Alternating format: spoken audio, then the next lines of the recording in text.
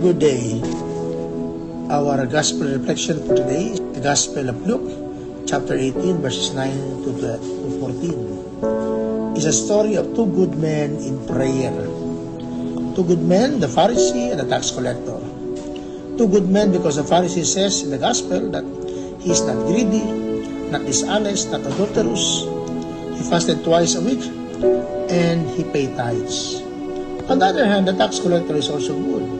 Why? Because he prayed to the Lord and he has fear for the Lord.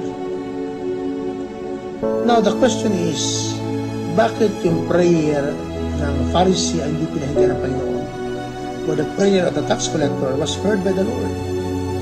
Why? Because there was the absence or presence of humility. The Pharisee prayed with pride, while the tax collector prayed with humility. A well-known Bible scholar by the name William Barclay tells us the three secrets in praying with humility. One, says that no one is so proud who can pray. Number two, no man who despises his fellow man can pray.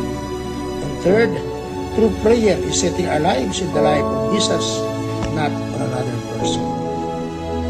My dear brothers and sisters in Christ, how do you pray? Do you pray just like the Pharisee, full of pride?